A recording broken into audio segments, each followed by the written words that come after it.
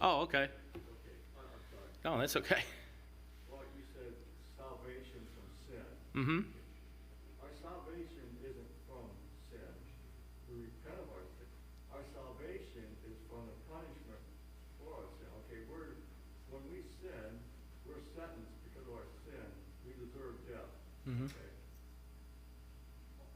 Our salvation is that Christ has been a sacrifice for those sins. He has paid that price for us. So our salvation, we're still capable of sinning. Okay? We will still sin. Okay? But our salvation, to me, is the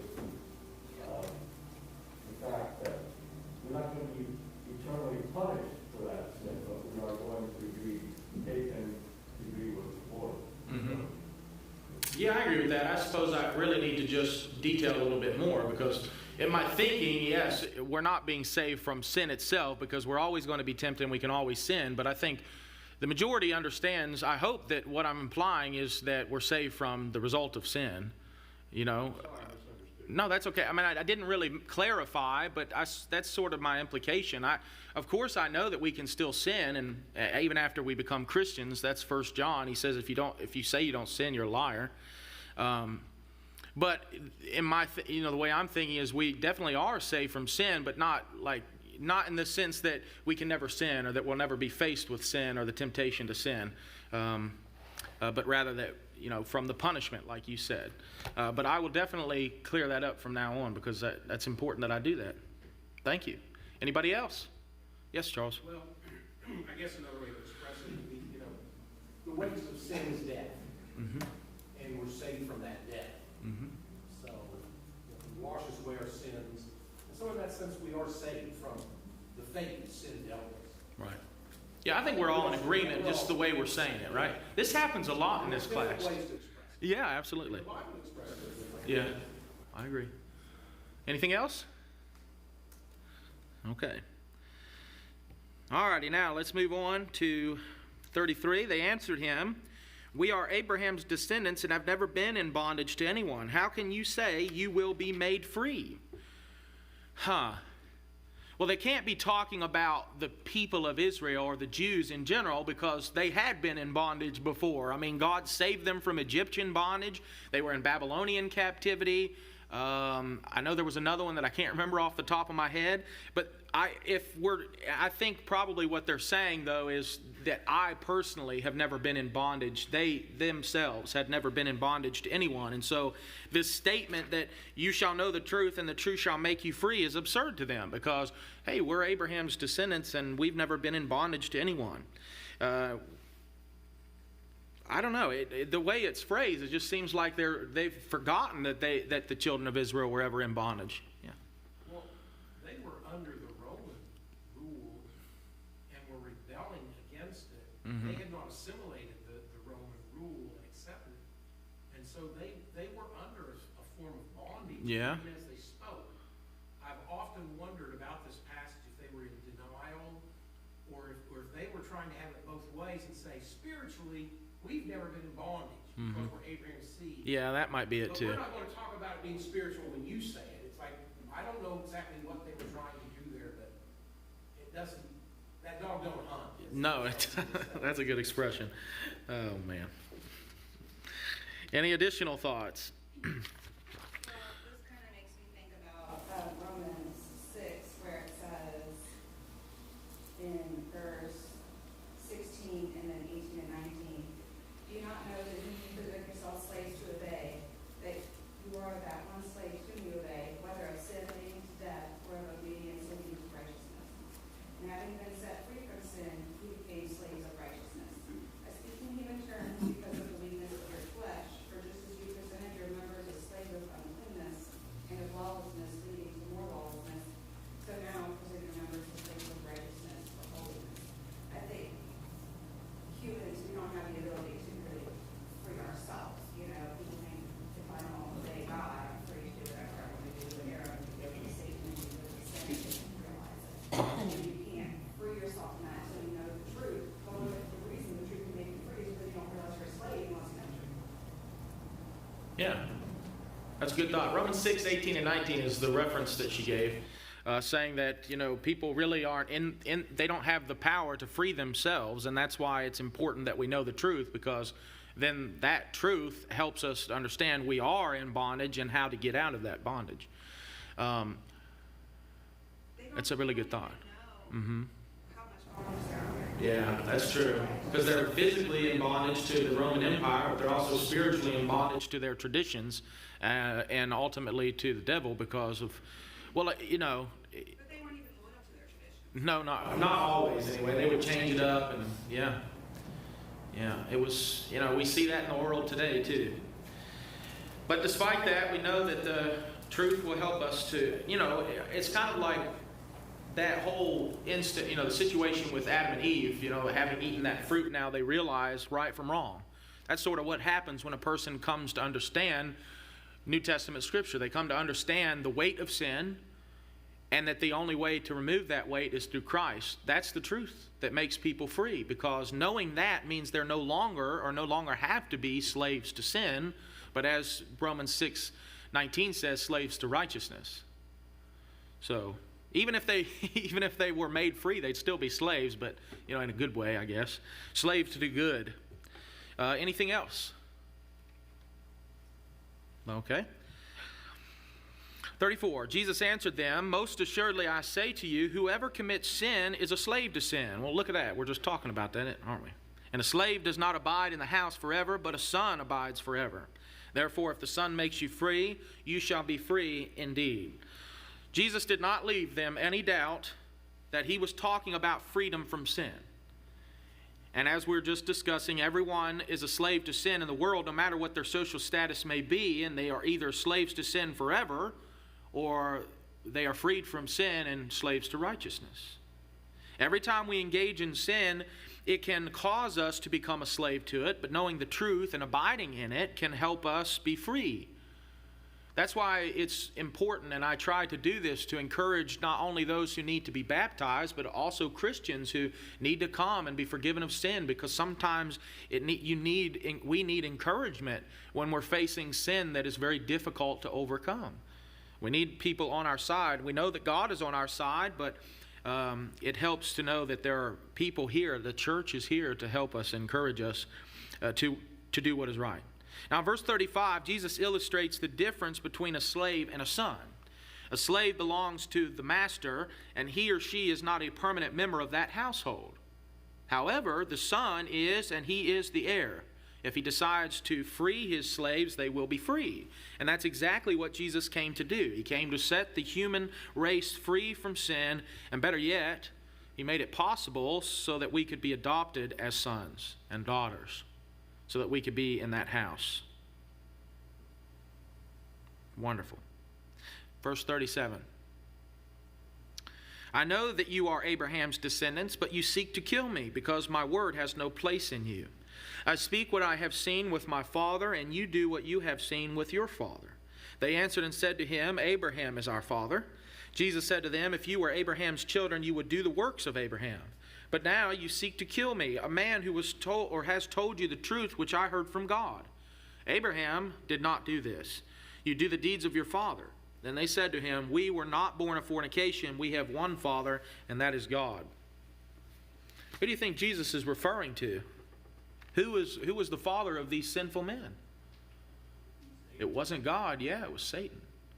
Satan is the father of lies. They were liars, weren't they? So Jesus, being God, he knows who they are. He knows where they're from. He knows what they have done, and he makes that clear. You are not of Abraham, and you're not of the Father in heaven because of your behavior. You seek to kill me. Abraham wouldn't do that. Abraham did not do that. In fact, we learn that Abraham was faithful, was accounted unto him for righteousness. He did the things that God wanted him to do, even to the point of taking his son to an altar to sacrifice, as God had commanded. Abraham did everything that he could, that God told him to do, and these people were not. They were constantly arguing with Jesus about what God, I'm from the Father, I'm telling you what the Father has said, I'm doing the things that only God can do, and yet you still seek to kill me. Yes, Tom? In the next sentence, it says that you're not born of fornication. they were talking about Christ. These people knew him. They knew who his father was, his mother was. Just like today, the way people gossip, they knew that Mary was pregnant when he got married. He didn't put her away. That's why I say that next sentence is a slam towards Christ. They're saying, we're not born of fornication. Basically, you were. Maybe not. Or maybe that's what he's saying.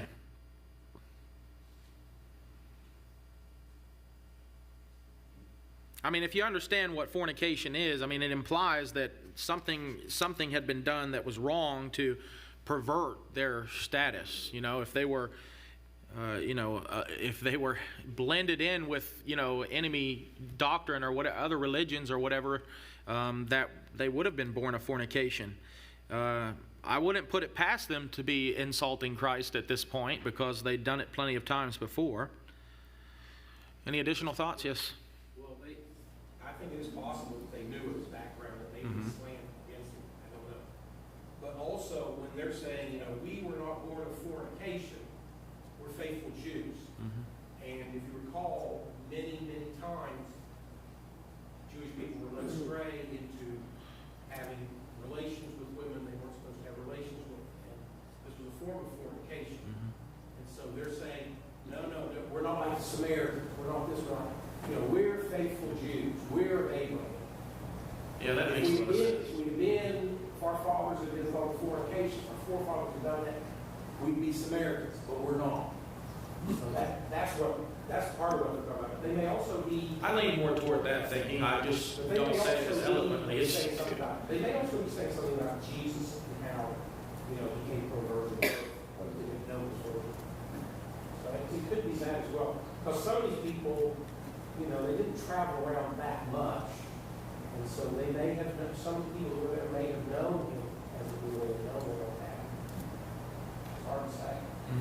Wayne Jackson's commentary, who is a very devout Church of Christ, said that it was a rumor of Jesus being born out of wedlock. Okay. I don't want to offend you, but in any case, if you're looking at a commentary, remember they're just men. But we're not going to, this is not a monumental disagreement here either. I mean, it's a possibility that both are the case and equally true. Anything else? And not really to have an opinion on that either way, but just off of what Dave said. God often, in the Old Testament, he would use the phrase, play the harp, where, Yeah. to speak of the Jewish people going after foreign gods and doing things they shouldn't be doing. And I always found it so interesting how, it gives that idea of fornication, or that idea of cheating on your spouse, at the same time, how that must feel for God when we are unfaithful to him, is how I would feel if, you had to pick, how much that hurt me. And so I always found that really interesting.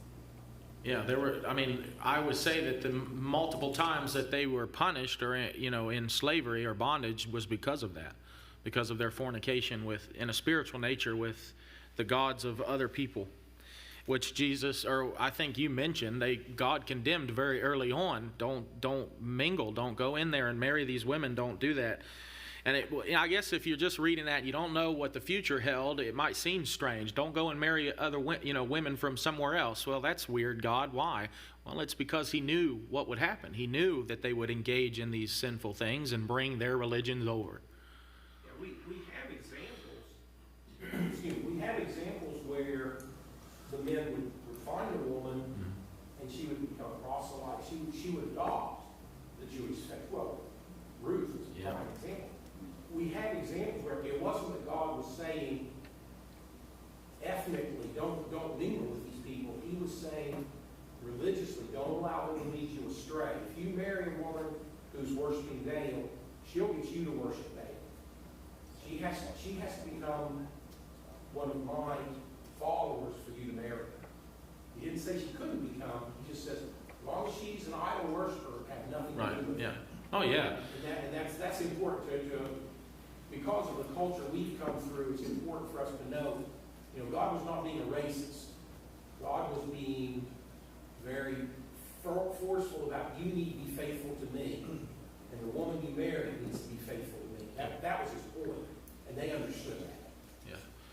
Yeah, there's a lot of confusion, in regards to things that you don't read about a lot.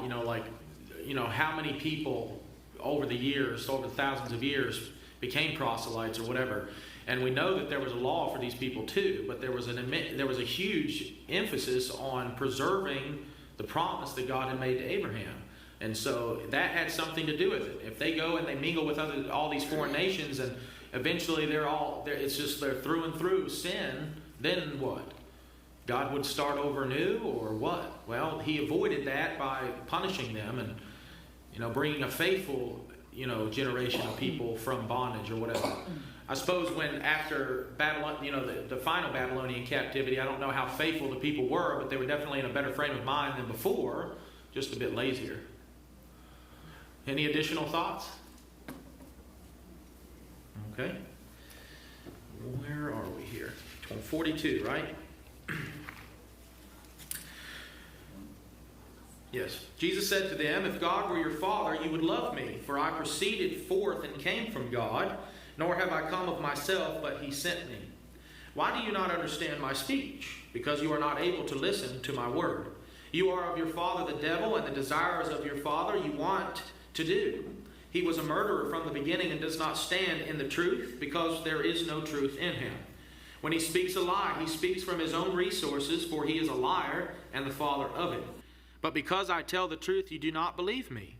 Which of you convicts me of sin? And if I tell the truth, why do you not believe me? He who is of God hears God's words. Therefore you do not hear, because you are not of God." You cannot argue with this logic. And there isn't really a need for a great explanation here, because it's so clear. You are doing things that God does not okay. I am here doing the things that God has sent me to do. I am showing you through my efforts that I'm here for God, but you aren't accepting me, which proves, well, that's one way that they prove that they're not followers of God. And then, of course, they're lying and murders and whatever is going on. Those are all representing qualities of the devil. They were like this. They were murderous in their thinking because they wanted Christ dead for his blasphemy. And, of course, they did not tell the truth. So their living showed who they were following, who their father was. It wasn't God, like they said. It wasn't Abraham, like they said. It was the devil, which is pretty harsh. I wouldn't want that said of me. But you cannot argue with the logic here. If you are doing things that the devil is okay with, but God is not, then you are of the devil. Okay, good. 8:48. Then the Jews answered and said to him, you know what? Actually, hold on for a second. He who is of God, verse 47, hears God's words. Therefore, you do not hear, because you are not of God. This is a powerful statement for us today.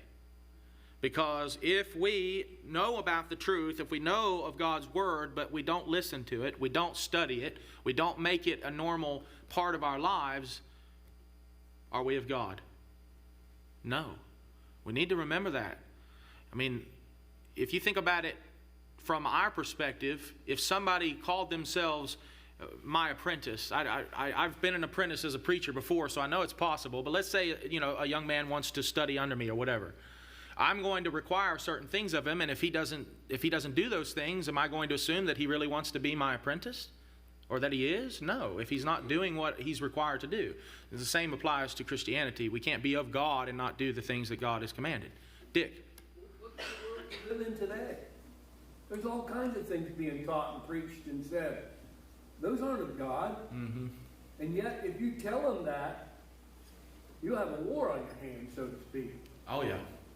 But they don't understand that. And he says right here, if you don't do the things of God, you're not of God. And if you don't hear his word too, because these people will never know that they're not of God, like you said, unless they read his word, unless they hear his word. And it's sad. It is very sad. It's more, I say that I often get frustrated when I think about these things, because there's a lot of intelligent people who are members of denominations who just are too lazy to open their Bible and engage in a study. And I'm not saying that's everyone, but when the truth is right in front of us and people are not learning the truth while they're being taught from this Bible, there's something wrong there. And the same happens sometimes to Christians who they don't study their Bibles, and maybe the preacher hasn't preached on something for a long time or never has or whatever it might be, and so these members are not familiar, they're not aware of the truth because they've never heard it and they've never studied it. Well, Christians even will go that way, and they'll never know the truth about something, and sometimes that can be dangerous. I mean, most of the time it is dangerous. They might say something to someone that implies something that isn't biblical, or strictly states something that isn't biblical. It's really important that we engage ourselves with this word. Paul said, study to show yourself approved unto God, a workman that needs not to be ashamed, rightly dividing or rightly engaging or studying the word of truth. And we cannot rightly study the word of truth. We cannot be diligent in our study if we don't study. And we can't be right in it if we if we don't use just this. So there you go. That's up to verse 47. Any additional thoughts? Okay. Now, verse 48. Then the Jews answered and said to him, do we not say rightly that you are a Samaritan and have a demon? Jesus answered, I do not have a demon, but I honor my Father, and you dishonor me, and I do not seek my own glory. There is one who seeks and judges. Now, from my learning experience from reading the Bible, there isn't an episode where we find Jesus encountering, or any of the apostles encountering, a demon-possessed individual where that person is sane. There isn't an episode. There's something wrong with them. They're crazy in their minds. They're flailing about, whatever it might be. I'm going to reference the man with legion. If you remember that, the man he had broken the chains. They chained him up in a graveyard, and he had broken those chains, and he was running around causing havoc. That wasn't a sane man. He was possessed of demon. And the same applied to most situations, if not all of those situations. Jesus was sane. What he was saying was true and accurate and detailed. He was not possessed of a demon. And besides that, and of course you can read about this in his ministry, teaching that a house that is built, or it's built against itself, or it's leaning against itself, it cannot stand. If you've got people, let's say the way Jesus was talking about it, he is of the devil, but he's also casting out demons. That's counterintuitive. That's what he's saying when he teaches that. And so it doesn't even make sense for Jesus to have a demon, because it would be like going against his own kind or whatever, defeating their purpose, contradicting their mission. But rather he says, I honor my Father and you dishonor me. He was not possessed of a demon. He was not a Samaritan. And of course that wouldn't have affected it at all, but he was not. So they're just thinking of anything that they can imagine that might be wrong with him. It was why he keeps on talking about these things. They just don't want to accept it. Now, we don't deal with this a lot when we're talking to people in denominations, but we do deal with this a lot with people who are not religious, who are atheists or theists or agnostic or whatever it might be. Because this is an issue of really about understanding God and that he, what his purpose is and who he is and all that. A person who doesn't really understand God is going to argue, are you a Samaritan? Do you have a demon? Because they don't understand God. If they understood Jesus, if they understood what they knew in the law or what they were supposed to know, they never would have questioned it this way. They never would have assumed that he was, I'm not Samaritan, whatever. To them it was wrong, disgusting or whatever it might have been. But this whole demonic thing is just absurd. Not once had Jesus done anything that people could say, oh, that's demonic. Not once. He says, I do not seek my own glory. There is one who seeks and judges. Of course, that's God. Additional thoughts? You're allowed to ask questions too. I haven't asked for questions. Anybody have any questions? Okay. 51. Most assuredly I say to you, if anyone keeps my word, he shall never see death. So, I don't think there's a fountain of youth in here. Of course, Jesus isn't talking about that. Then the Jews said to him, now we know that you have a demon. Abraham is dead and the prophets, and you say, if anyone keeps my word, he shall never taste death. People have died, Jesus. So you must be lying. We know you're a demon. I don't know. Are demons the only ones who lied to them? Is that what they're thinking? You have to be demonic, possessed if you're lying? Well, then they would all be demonically possessed. And you say, so their issue is physical understanding. If anyone keeps my word, he shall never taste death, but others have died. Are you greater than our father Abraham, who is dead? And the prophets are dead? Whom do you make yourself out to be? Hello? Who is it? Who has he been making himself out to be? God, the Christ? Yeah, exactly. But still, oh, I'm sorry. Look, you got giant arms, man. You got to get them up there. So it seems that they still misunderstand, don't understand the creature of God refers to the second of going to hell. So the false gods that they worship, do you have any background as to what they believe eternity would look like through those false gods and how that might explain why they didn't understand? The concept of heaven and hell, what Jesus preached. Well, these particular people, they weren't following after false idols. They were following after God, but a false idea of God. And I imagine they had, the same image that they wouldn't have had much of an image concerning heaven, but they would have known about it. And we know Abraham did. You read the book of Hebrews, chapter 11, we know that they looked for that home, so they obviously knew about heaven.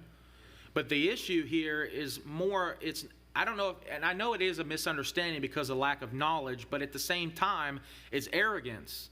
It's pride. They don't like somebody here challenging their traditions, their ways, which you could definitely study. I mean, it would take a long time really to talk about, each thing that they had been doing wrong and how they had changed things, but that's essentially what had happened. As Jesus had said, they had taken their traditions and were teaching them as doctrine, as truth. And that was their biggest problem, is that they had a little bit of the old law, but a lot of their own thinking mixed in. A lot of this whole conversation goes back to verse 42, when Jesus said to them, if God were your father, he would love me. These are people that are plotting to kill him. These are people that are wanting to argue with him, wanting to fight. If these people loved him, this would be a whole different conversation. Absolutely. He says, never going to die. If they loved him, they wouldn't have said, oh, you're a liar, you've got a demon. They'd have said, what are you talking about? Yeah, like Nicodemus. I don't understand you, Jesus. And as we go through, we find there were instances where people who loved Jesus were totally confused and thought, what are you talking about? How is this possible? Yeah. The apostles were like a living representation of confusion. At one point they're like, oh, we didn't get bread. After he fed the 5,000, we didn't get bread. He's upset. Yeah. That's why he's talking about it. They still were human. Yeah, they didn't understand, and he took the time to explain. And he wouldn't take the time to explain this. These people are not interested in No, information. it's They're ignorance wanting based to on say- arrogance. They want to grab things to say, there, you're a demon. Rather than, what are you talking about? Yeah, maybe if he's talking about it so much, maybe we should think about it. Maybe it might be true. Seth, I did say that they didn't have idols. I couldn't tell you if every single individual, but there is some untruth to that, because they did worship money. They worshiped power. Those were idols to them. Sammy? Okay. I was just going to say, expanding on the situation, the Jews at that time had some very different ideas from one another about what the afterlife was. And the Sadducees, one of their huge concepts was that there wasn't a resurrection. Had somebody try to explain to me one day that a lot of the Sadducees actually believed in an afterlife, but it wasn't the same as what we and what the Pharisees ascribed to. They had this odd thinking that I can't even describe it, but the reality is, if you talk to 10 Jews at that time, you probably have 6 or 8 different concepts of what the afterlife was. They had a lot of theories and a lot of ideas that they didn't understand. Much like we today sometimes wonder, well, what's heaven going to be like? Is they had a lot of uncertainty and unclearness, but most of them did believe that we would live again. And when Jesus was transfigured, they weren't shocked that someone was alive and was there. So, they had some ideas there. And when he talked about, the rich man and Lazarus, people weren't shocked by the idea of Abraham's bosom, of there being a gulf and, one person suffering and another not. That doesn't seem to generate much controversy among them. So They had a lot of definitely, these yeah. ideas. But you're right. I hadn't thought about that, but I forgot. Paul talks about that whole. If you don't believe there's a resurrection, then we're of most men most pitiable. We're of all men most pitiable. Anything else? Yes. The whole reason Jesus came was to seek and save the lost. Right. Seek and save the lost. That was Jesus' purpose. He preached, he taught, he performed miracles so that people might believe. Mm-hmm.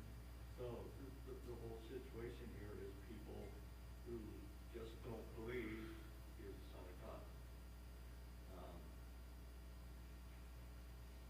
They have been taught, and he preached to them, and they've probably seen miracles that he did, and but they still just have that thing. They just, because it doesn't fit in their mind what they thought the Savior was going to be Right. when he came.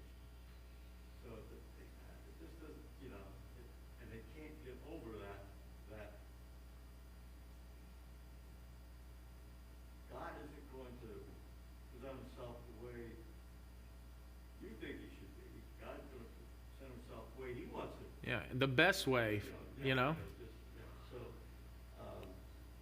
whole issue here is just that people haven't been able to believe in Jesus Christ. Now, maybe some of these people went on, before they died, and they did become, believers. Mm-hmm. I don't know, but the whole thing is people just didn't.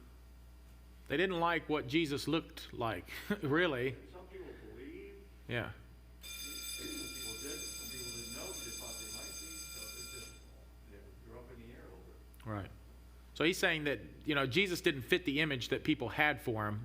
They were expecting someone to come and free them from, Roman terror or whatever.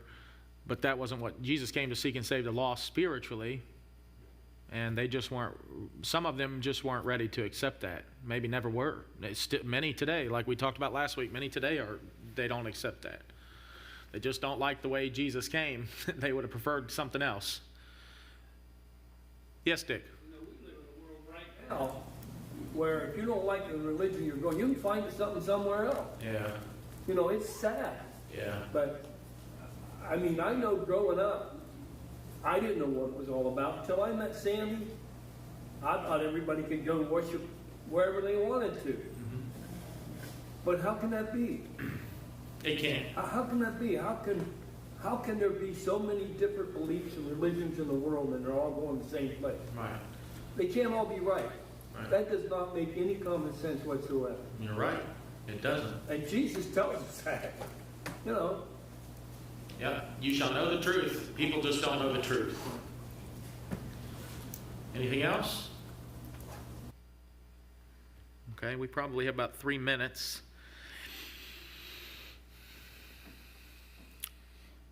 Okay. So you remember in Matthew chapter 16 where Jesus is talking to his disciples or to his apostles, and he asked them, "Who do men say that I am?" And some of them, they basically said, well, different prophets or whatever. And then that conversation that goes on, who do you say I am? Peter said, you're the Christ. Well, I wonder if these people were genuine in their thinking that maybe he's just a prophet. Maybe he's just some prophet that they don't know about. So, he came out of somewhere and they just aren't aware of it. Whom do you make yourself out to be? I don't know. They're trying to, it seems like maybe they want to understand, but at the same time, they don't want to let go of their thinking, and so it's prohibiting them from understanding. What? It's okay, yeah. I always thought it was weird when they were saying, oh, you're putting yourself up there with the prophets who died and stuff.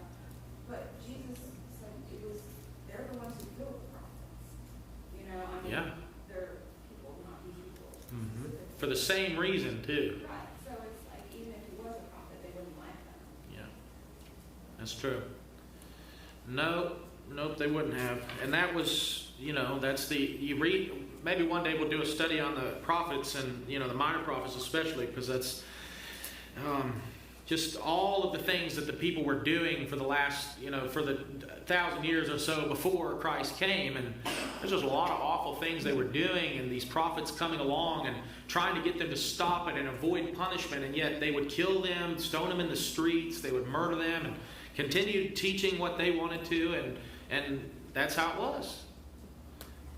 And then when Christ came, it had been 400 years or so since the last prophet, so they just were not in the mindset that they should have been in. They should have been studying the Word or the Scriptures all that time and teaching them and abiding by them. They already weren't before that time of silence. So we can't really, I don't know. I don't know if it's okay to be insulting, but I don't know if we could have expected a lot out of these people, knowing that 500, 600 years before Christ came, they were already this bad. And then, Jesus, there's a parable that Jesus tells, and I'm kind of paraphrasing it, where the man leaves his land, and then all his slaves kind of take it over, and then he sends people back, and they keep Yeah. them. And he says, well, send my son, and they'll respect him, and then they kill him. Jesus. He's putting it out there for them to get, and they're just not picking it up.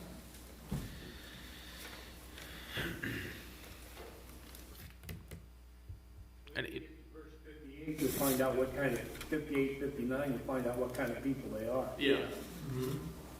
Yeah. We don't have a lot of time, though. Anybody else have any thoughts? Any questions? Okay. All right, well, let's just go ahead, and we'll probably end up just picking up here next week. Jesus answered, "If I honor myself, my honor is nothing. It is my Father who honors me, of whom you say that he is your God. Yet you have not known him, but I know him. And if I say I do not know him, I shall be a liar like you. But I do know him and keep his word. Your father Abraham rejoiced to see my day, and he saw it and was glad."